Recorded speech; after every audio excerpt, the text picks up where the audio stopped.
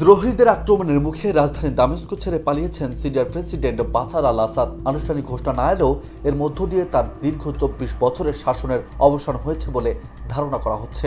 দামেস্ক দখলের পর এর মধ্যে নতুন এক যুগ শুরুর ঘোষণা দিয়েছেন বিদ্রোহীরা। রোববার একটি প্লেনে চড়ে অজ্ঞাত গন্তব্যের উদ্দেশ্যে দামেস্ক ছেড়েছেন প্রেসিডেন্ট আসাদ, খবর রয়টার্সের প্রতিবেদনে বলা হয়েছে।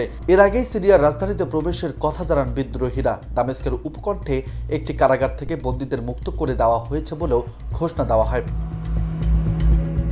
এদিকে সেনা প্রত্যাহারের খবর ছড়িয়ে পড়তে দামেস্কের কেন্দ্রীয় অঞ্চলে জড়ো হয়েছে হাজার হাজার মানুষ। তাদের স্বাধীনতার স্লোগানে মুখরিত হয়ে উঠেছে পুরো এলাকা। আসাদ পালিয়ে গেছেন এবং সিরিয়া দীর্ঘজীবী হোক, এরকম নানা স্লোগান দিচ্ছেন তারা।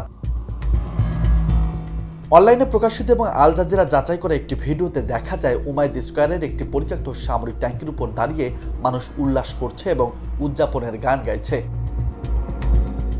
এর মধ্যে দামেস্কের দখলের পর বিদ্রোহীরা একটি বিবৃতি দিয়েছেন। এতে তারা ঘোষণা করেছেন বাশার আল আসাদের পতনের দেশটির ইতিহাসের একটি নতুন অধ্যায়ের সূচনা করেছে।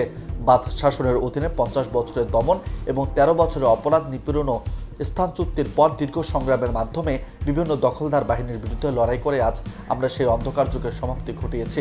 আমরা সিরিয়ার জন্য নতুন যুগের ঘোষণা করছি। বাশার আল আসাদ ২০০০ সাল থেকে সিরিয়ার ক্ষমতায় ছিলেন। এর আগে তার বাবা হাফিজ আল আসাদ ২৯ বছর দেশটি শাসন করেছিলেন। তবে ২০১১ সালে প্রেসিডেন্ট বাশার আল আসাদের বিরুদ্ধে ব্যাপক বিক্ষোভ শুরু হয়। ওই সময় বিক্ষোভকারীদের দমনের কঠোর পন্থা অবলম্বন করেন তিনি। এরপর বিক্ষোভকারীরা সশস্ত্র বিদ্রোহ শুরু করেন। এতে করে দেশটিতে শুরু হয় গৃহযুদ্ধ।